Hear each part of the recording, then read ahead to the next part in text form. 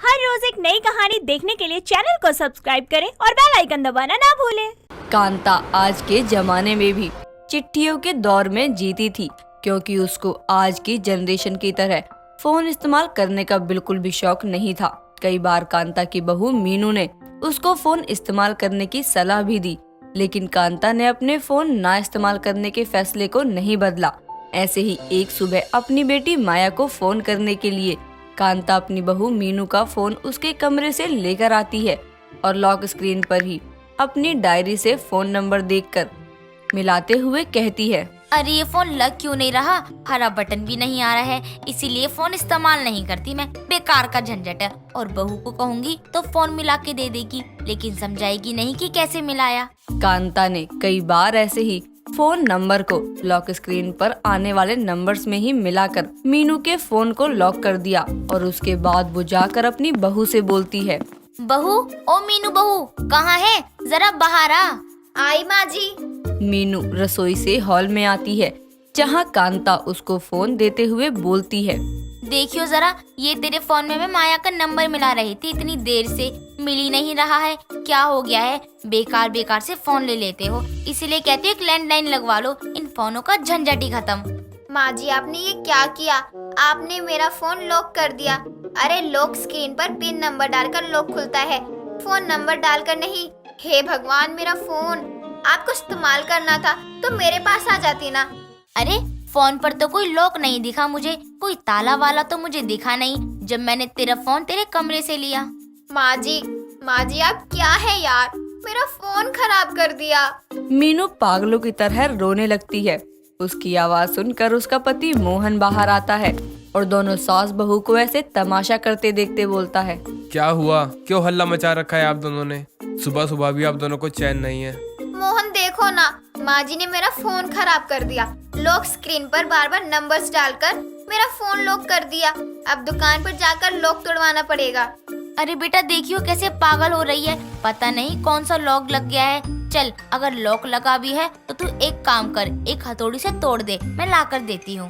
माँ, ये हथौड़ी से नहीं खुलेगा। और मीनू, तुम इतनी सी बात का बतंगड़ क्यों बना रही हो? माँ के पास फोन नहीं है, इसीलिए उनको नहीं पता ना कि उसको कैसे इस्तेमाल करना है। तो मैंने कितनी बार बोला माँ जी को कि फोन ले लें, लेकिन ये लेती ही नहीं, दूसरों के खराब करने में लगी रहती है। अब चलिए मेरे साथ शॉप पर, इसका लॉक खुलवाने। मोहन बेचारा सुबह सुबह अपने एक दोस्त की फोन की शॉप खुलवाता है और उस पर मीनू के फोन का लॉक खुलवाता है। वो समय तो ऐसे ही निकल जाता है, लेकिन कांता इतना सब होने के बावजूद भी फोन इस्तेमाल करने को राजी नहीं होती, बल्कि एक सुबह वो अपनी बेटी को एक चिट्ठी लिखती है और मोहल्ले के पोस्ट बॉक्स में डालकर वापस घर आ रही होती है। तभी उसकी पड़ोसन माला अपने फोन पर बात करके कॉल कट करके हटी होती है कि इतने में कांता को देखकर बोलती है, अरे कांता बहन, कहाँ से आ रही हो? अरे बेटी को चिट्ठी लिखी थी, उसी को पोस्ट बॉक्स में डालने गई थी। तुम बताओ क्या कर रही हो? अरे आज के जमाने में भी चिट्ठियों का सहारा ले रही हो? अरे फोन इस्तेमाल करो ना, तुम्हारी बहू तो इतना महंगा फोन लेकर घूमती है और सास बिना फोन के। बताओ, बेटी से बात करने के लिए भी चिट्ठी लिखनी पड़ रही है। अरे नहीं, मुझे ही फोन इस्तेमाल करने में अजीब लगता है, और फोन आजकल के लोगों को कैसे बर्बाद कर रहा है ये देखकर तो मेरा खुद ही मन नहीं करता फोन लेने का। कांता माला से बात ही कर रही होती है, इतने में मीनू अपनी बालकनी में आकर वहाँ अपने फोन से फोटोज खींच रही होती है। ये देख माला कांता से बोलती है, अब बहू बालकनी पर खड़े होकर ऐसी हरकतें करेगी तो सास को तो फोन का इस्तेमाल बेकार लगेगा ही। लेकिन कांता बहन, तेरी बहू ना सही, मैं तो तुझे समझती हूँ, तू मेरे पास आ जाया कर, मैं अपने फोन से तेरी बेटी की बात करवा दूंगी। अच्छा, ये तो अच्छी बात है, चल अगली बार से आ जाऊंगी, अभी चलती हूँ। कांता और माला की बातें मीनू के कानों में पड़ती हैं, तो वो नीचे उतरकर हॉल में आती है, जहाँ कांता अभी अभी आकर बैठी होती है और मीनू से आकर बोलती है, माँ जी, आप मोहल्ले में ये साबित करना चाहती हैं कि आपके बेटे बहू आपको बिना फोन के रखकर खुद महंगे महंगे फोन लिए घूमते हैं, इसलिए आपको चिट्ठियाँ भेजनी पड़ती हैं ननद जी को। अब बहू, मैंने किसी से कुछ नहीं कहा, और सही है ना, माना मैंने फोन इस्तेमाल करने से मना किया है, लेकिन तू अपने फोन से मेरी बात तो करवा सकती है ना। लेकिन आज तक कौन सा तूने सामने से कहा है कि माँ जी आ जाओ, मैं आपकी बात करवा दूं माया दीदी से। तो जब हम आपको आपका पर्सनल फोन देने को राजी हैं, तो आपको हमारे ही फोन के इस्तेमाल करने हैं। मुझे नहीं चाहिए कोई फोन, और हाँ, ना मुझे तेरे से कोई मदद चाहिए। मीनू कांता को फोन देने के लिए तो राजी थी, लेकिन खुद का नहीं, कांता का पर्सनल। पर कांता ने आज तक कभी फोन इस्तेमाल ही नहीं किया था, इसीलिए उसे डर था कि कहीं उसने फोन खराब कर दिया या खो दिया तो सब गुस्सा करेंगे, इसीलिए वो फोन लेने से ही मना कर देती थी। लेकिन एक दिन उसकी ये फोन ना इस्तेमाल करने की आदत उसको मुसीबत में डालने वाली थी, क्योंकि एक शाम मोहन अपनी माँ और पत्नी के साथ घूमने एक मेले में जाता है, जहाँ कांता उनसे अलग हो जाती है और फिर वो आसपास भीड़ देखते हुए बोलती है, हे भगवान, ये क्या हुआ? मैं कहाँ जाऊँ? मोहन बेटा, बहू कहाँ हो?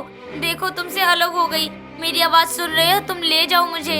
एक तरफ कांता मोहन और मीनू को ढूंढने लगती है, तो वहीं मोहन और मीनू भी कांता से अलग होकर बोलते हैं, माँ कहाँ गई? हे भगवान, माँ तो इस जगह पहली बार आई है, उनको पता भी नहीं चलेगा किस जगह जाना है, कहाँ किससे बात करनी है। भीड़ में वो परेशान और घबरा जाती हैं। उनको फोन भी तो नहीं कर सकते, क्योंकि मेरे बिना फोन वाली सास को फोन रखने में ही प्रॉब्लम है। यहाँ खड़े खड़े मेरी माँ के फोन का इस्तेमाल करने का ताने मारना बंद करो और उनको ढूंढो। तुम्हारे पास फोन है ना, इस्तेमाल करो, फोटो दिखाओ और सबसे पूछो। मीनू और मोहन अपने अपने फोन में कांता की फोटो निकाल कर सबको दिखाते हुए कांता के बारे में पूछते हैं। तो वहीं कांता मेले में एक लड़की को रोककर उससे बोलती है, बेटी, मैं इस मेले में खो गई हूँ, मेरी बेटे बहू से अलग हो गई हूँ, मेरी मदद कर दे। हाँ बताइए, क्या मदद चाहिए आपको? आपका फोन कहाँ है? आप फोन कर लीजिए ना अपने बेटे बहू को, या नंबर है तो बताइए, कर देती हूँ मैं। बेटी, फोन तो मेरे पास नहीं है और नंबर वाली डायरी भी आज मैं अपने साथ नहीं लाई, अब क्या करूँ? अरे आंटी जी, आज के टाइम में कम से कम कीपैड फोन ही सही, अपने पास फोन तो रखिए, ताकि ऐसे कहीं फंस जाए तो आप किसी अपने को फोन करके बुला सके। अब चलिए मेरे साथ, मैं आपको यहाँ के गुमशुदा केंद्र में ले जाती हूँ। वहाँ आपके बेटे बहू का नाम स्पीकर पे बोल देंगे तो वो लोग सुनकर आ जाएंगे। ठीक है बेटा, चल।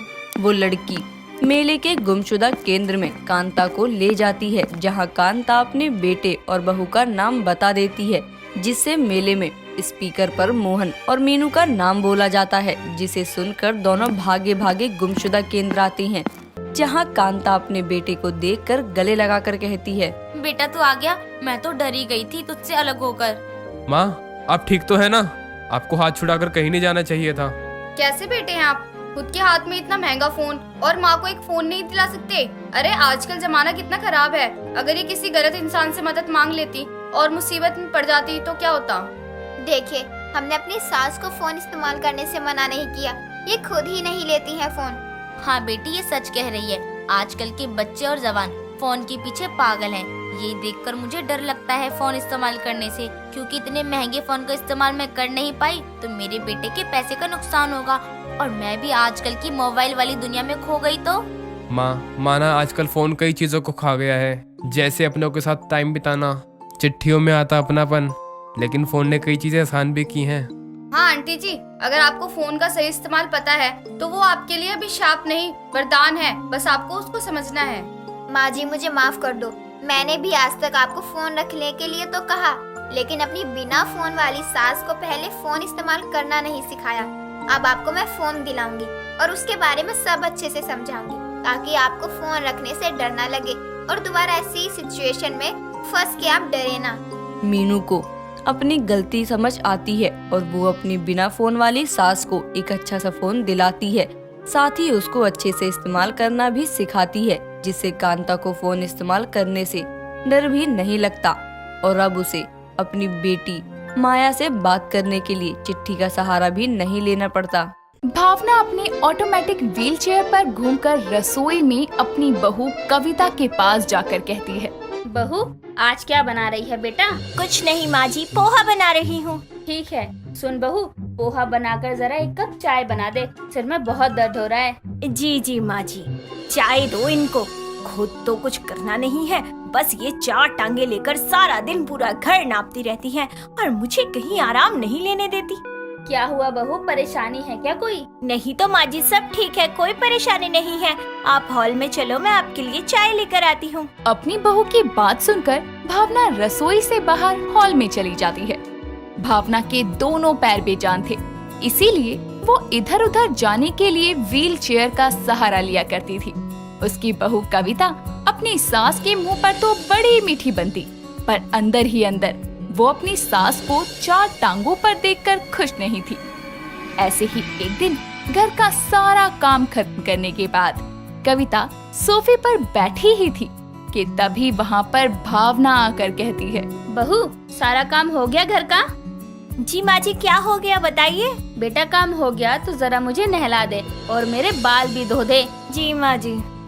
बहू 2 दिन से सर नहीं धोया, गर्मी भी बहुत है, कहीं ऐसा न हो कि मेरे सारे बाल झड़ जाएं। चला जाता नहीं है, काम सारे मैं कर करके दूं और बाल झड़ने का फिक्र इन्हें सता रहा है। क्या हुआ बहू, तू बात बात पर क्या सोचने लग जाती है? कुछ भी तो नहीं माँ जी, मैं क्या कहूँगी।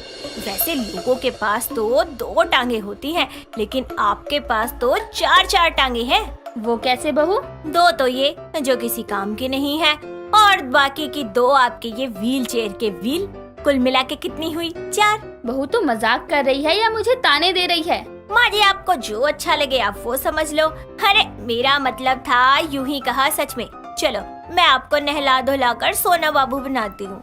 कविता की बातें भावना को थोड़ी अजीब लगती है, पर वो अपनी बहू को कुछ नहीं कहती। कुछ देर में कविता अपनी सास को नहलाकर अच्छे से रेडी कर देती है। ऐसे ही दिन गुजरते हैं। धीरे धीरे अपनी सास के लिए कविता के दिल में विष बढ़ता जाता है। ऐसे ही एक रात जब डिनर के समय कविता अपने पति अनिल के साथ कमरे में बैठी होती है, तभी अनिल उसे कहता है, क्या हुआ कविता, ऐसा गंदा सा मुंह क्यों बना रखा है? यार मुझे नहीं पता था, शादी के बाद ना मैं इस घर की बहुरानी नहीं बल्कि नौकरानी बन जाऊंगी, सास को संभालने वाली आया बन जाऊंगी। हुआ क्या है वो तो बता दो। अरे होना क्या है अनिल, तुम्हारी माँ खुद तो 4 टांगों पे सवार होकर सारा घर घूमती है और मैं पागलों की तरह घर का काम करूँ, बाहर का काम करूँ, सास का काम करूँ। अरे मेरी जिंदगी में आराम नहीं है क्या? मुझे लगा था घर पर नौकर होंगे, पर मुझे क्या पता था कि यहाँ आकर तो मैं ही नौकर बन जाऊंगी। कविता कैसी बातें कर रही हो यार, मेरी माँ तुम्हारी भी तो माँ है और सेवा करने से पुण्य मिलता है, शान घट नहीं जाती इंसान की। एक काम करो ना, एक व्हील चेयर मुझे भी ला कर दे दो, मैं भी 4 टांगों वाली हो जाऊंगी, फिर कोई दिक्कत ही नहीं होगी। ओहो गुस्सा मत करो, जाओ फ्रिज में से आइसक्रीम ले आओ, तुम्हारी फेवरेट वाली लेकर आया हूँ, जाओ जाओ जल्दी। अनिल के कहने पर कविता रसोई में जाती है और फ्रिज खोलकर आइसक्रीम तलाशने लगती है। तभी उसे स्लैब पर एक कटोरी आइसक्रीम से सनी हुई नजर आती है और आइसक्रीम का खाली रैपर स्लैब पर पड़ा होता है। ये देखकर वो खुद से कहती है, कितने बेकार हैं ये, आइसक्रीम खा पी कर मुझे आइसक्रीम खाने को कह रहे हैं। अभी कमरे में जाकर सीधा करती हूँ इन्हें। इतना कहकर कविता गुस्से में वो कटोरी हाथ में लिए हुए कमरे में आकर कहती है कि क्या मजाक है अनिल, आइसक्रीम लाए भी और खा भी ली और फिर मेरे मजे ले रहे हो कि मैं जाकर आइसक्रीम खाऊं? पागल नजर आ रही हूँ मैं तुम्हें? अरे नहीं यार, तुम्हारी कसम मैंने नहीं खाई। तो क्या तुम्हारी माँ खा गई अपनी 2 टांगों पर चलकर? क्योंकि जब तक उन्हें व्हील चेयर पर नहीं बिठा दूंगी उनका तो रसोई में जाना पॉसिबल नहीं है।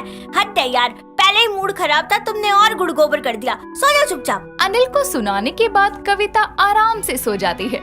ऐसे ही वक्त गुजरता जाता है और एक शाम जब कविता मार्केट से सब्जियां लेकर घर आती है तो देखती है कि भावना आराम से मैगी खा रही है। ये देखकर कविता कहती है, माँ जी ये सब क्या है? आपको मैगी किसने बना के दी? वो बहू वो पड़ोस वाली कमला आई थी, वही बना कर दे गई, मुझे भूख लग रही थी ना। पर कमला आंटी तो अपनी बेटी के घर गई है ना, उनकी बेटी को बेटा हुआ है। अरे आ गई है बेटा, अब मैं तो बना नहीं सकती ना, नहीं तो मुझे कभी किसी के आगे हाथ फैलाना नहीं पड़ता। अब क्या करूँ मैं भी। तभी तो हमने आपको 4 टांगे दी है माँ जी, ताकि आप हमारा खून पी सके, मतलब अपनी इच्छा को पूरा कर सके। वैसे बहू तू आ गई तो जरा फ्रिज से कोल्ड ड्रिंक और चिप्स भी दे दे, मैगी के साथ मस्त लगेगा।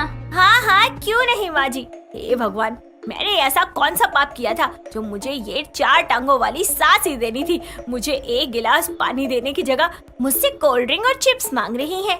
भावना के कहे अनुसार कविता उसे ड्रिंक और चिप्स दे देती है और वापस से घर के कामों में लग जाती है। ऐसे ही वक्त बीतता जाता है और भावना की डिमांड अब दिन पर दिन बढ़ती जाती है।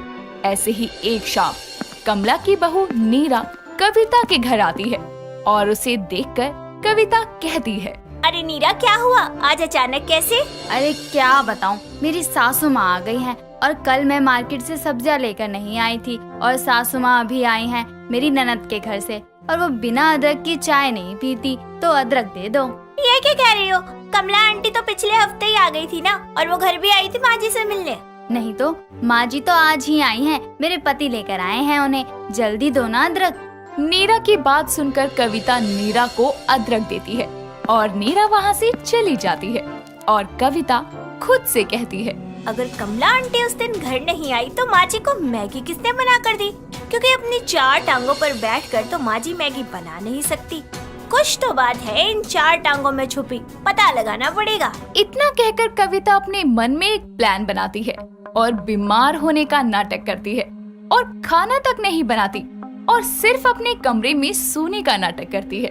तभी थोड़ी देर बाद उसे रसोई में बर्तन की आवाज आती है और वो दबे पांव जाकर देखती है तो भावना आराम से अपने 2 पैरों पर खड़ी रसोई में मजे से पास्ता बना रही थी। तभी कविता को देखकर भावना के चेहरे की हवाइयां उड़ जाती है और कविता कहती है, ये सब क्या है माँ जी? आप अच्छे से चल फिर सकती हैं, सब काम कर सकती हैं, फिर ये ड्रामा क्यों किया आपने? इन 4 टांगों का सहारा क्यों लिया आपने, जबकि आपकी तो 2 टांगे ही 200 की रफ्तार से भागती हैं। बहू मैं हमेशा ही बहुत आलसी थी, मुझे काम करना जरा भी पसंद नहीं था, जिस वजह से मैंने ये 4 टांगों का ड्रामा किया। पर अब तो मेरा सच सामने आ गया है, मुझे माफ कर दे बहू। माफी तो तब दूंगी जब आप अनिल को भी अपने मुंह से अपना सारा सच बताएंगी। कविता की बात सुनकर शाम को अनिल के घर आने पर भावना उसे सारा सच बताती है और माफी मांगती है। कविता और अनिल दोनों भावना को माफ कर देते हैं, जिसके बाद भावना अपना सारा आलस छोड़कर कविता के साथ मिलकर घर संभालने में उसकी मदद करती है। दोस्तों, अगर आपको ये कहानी पसंद आई तो इसे लाइक करें, शेयर करें और कमेंट करके बताएं कि कहानी में आपको सबसे अच्छा क्या लगा।